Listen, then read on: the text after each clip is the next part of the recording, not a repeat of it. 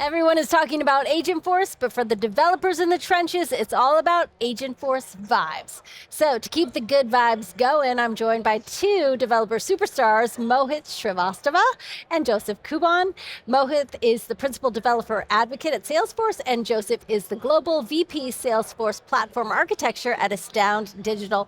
Welcome back to the broadcast, guys. Thank you so much. Thank you. Thank you for being here. Now, Mo, developers love their AI tools like Claude and Codex. What does Agentforce Vibes bring to the table? That's an excellent question, Diana. And I see a lot of innovation that our developer community is doing with Claude Code, Codex, and we all love that. But here at Salesforce, we have our own opinionated way of doing metadata-based software development.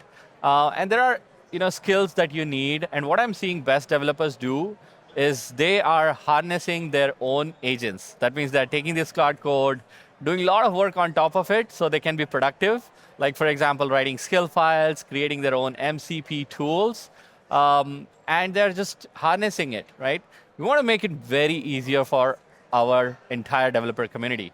And that's where I'm excited about Agentforce Vibes 2.0 that just got launched, previewed yesterday at Keynote. I hope you saw them. We did. That has one-click MCP install. You have different harness strategies there, and you can switch between different models. You can switch between different models, and we're going to make sure that we give you a baseline setup that's very easy to configure and get going with all of that trust and the security that our enterprises love Salesforce for. Awesome, such exciting stuff. Now, Joseph, you're an MVP, an Yes. agent blazer from you. your hoodie as well. And you implement Salesforce in your day-to-day, so you're looking at ROI, you're looking at delivery. How does Agentforce Vibes actually change your day-to-day? Yeah, so we have incorporated Agentforce Vibes most visibly inside of our innovation lab, where we work on go-to-market activities and showing proof of concepts to our customers. If we're able to spin up something that reflects the art of possible and get them on board with a vision, that's where we're seeing the biggest bang for Vibes within the group.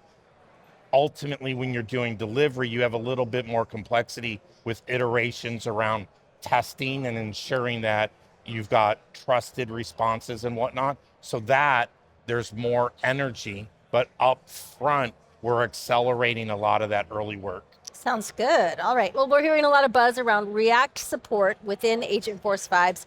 Mo, how does this bridge the gap between B2C and B2B apps?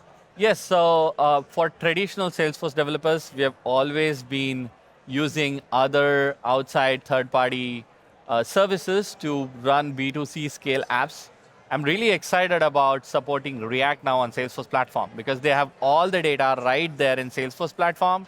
And to be able to just use the React skills and use Agentforce Vibes to create these React projects, they'll be fast accelerating and connecting to the data right away there and building apps on the trusted platform, Salesforce, right? So Yeah. it's very trusted because it's been running there for almost more than 25 years, like Wow. almost. So we have been there in the business, and so our developers trust this platform. Only thing is that they had to do their own engineering to be able to build these React apps. Native support, I'm so excited, and with Agentforce Vibes, I think it's time for all of our developers to just get out any idea that they have in their head and Yeah. see it live in their Yeah. Salesforce instances. And being able to see the clip of that is so Yeah. cool. Joseph, I hear that the local dev features are a massive productivity win, so there's no more push and pray to the server, right? Yeah, the being able to control more of your software development lifecycle, seeing what happens when you go from org to org, right, and ensure that you're deploying it, what it might look like during deployment. Developers learn a lot about what they've built when they migrate code. There are things to be careful of incorporating for that accuracy and reliability. So when they can see that firsthand, all within one console and how that's going, they gain cycles, and it builds their confidence that they're handing off a good product to the test team and to the customer for a preview. Nice. Now, Mo, we've heard at TDX that anything reusable can become a skill. How does the AI remember and how is it used within the developer workflow?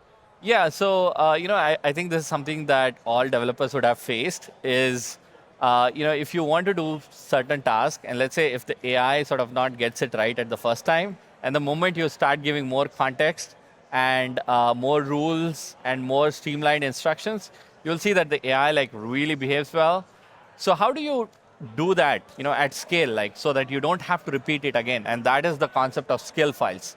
So with skills, you are dynamically loading the context. And with that, what I'm seeing is anything that you think AI can do it really well and follow through, you'd want to create a memory for it, which is skills. So skills are the procedural things that you want AI to like repeatedly do. Like for example, I have a skill to write good commit messages and do PRs when I'm done with my development. Okay. So I made it a skill. I now have as a skill file within my Agentforce Vibes. And every time I just call that skill, it does the job for me. That's So anything fantastic. you think is reusable, that Yeah. you have worked with AI and it's repeatable now for your work, you can modularize it and keep it within your Agentforce Vibes or Cloud Code. Yeah. This becomes like a skill for an agent. That sounds awesome. And I heard that like the number of lines of code at Dreamforce was something, I don't remember the number, but now it's up to like 100 million lines of code. Is that correct? What? Yeah. Can you speak to that? Like the lines of code that have been written? Yeah, so the 100 million lines, I think it's more than that by now. These are the lines of codes that AI generated, developers validated them, and once they validated, they vetted them, and they are now part of the production. So it's Wow. not like AI is just generating slop, Right. But when you control and put guardrails and provide more tools and create a governance process on top of it, and with human judgment in there, with human in the loop, you are converting a lot of these AI-generated code to actual production working code. That's much more easier on our platform because we already have all the metadata there, and our platform is trusted for so many years that it just works. Yeah. We are seeing that trend right now, that it's so easy to get started on Salesforce development than ever. That's awesome. I mean, it was already easy, by the way. Yeah. Right? So this is taking another step. Yeah. But again, remember, production is unforgiving, right? So you need that human judgment in place. You need Yep. developers. Yep. You need to vet this code. You need to establish this process and have governance in place. But once you have it, you'll see the magic. Amazing. Now, Joseph, developers, I hear they hate being locked into any one LLM model. How are teams bringing the choices of models to their workflows? Yeah, that's actually very important. It's very important from the customer's perspective as well. You very well may likely have a Salesforce development team, internal or working with a partner, but a company may very well also have its own data scientist team, its own data analytics team, and those groups may own the LLM. They may be the ones building it. We had a recent customer experience where we wanted to build an SDR agent and get feedback about how a salesperson is closing deals. And the context with the customized LLM provided those salespeople how they were doing selling relative to that company's selling methodology, that company's process from a custom LLM built outside of Salesforce, but brought into the agent with vibes and whatnot. It's So cool. important Cool. to be able Yeah. to have that personalization Yeah, that flexibility. and flexibility. Absolutely. Yeah. Okay, Jinx.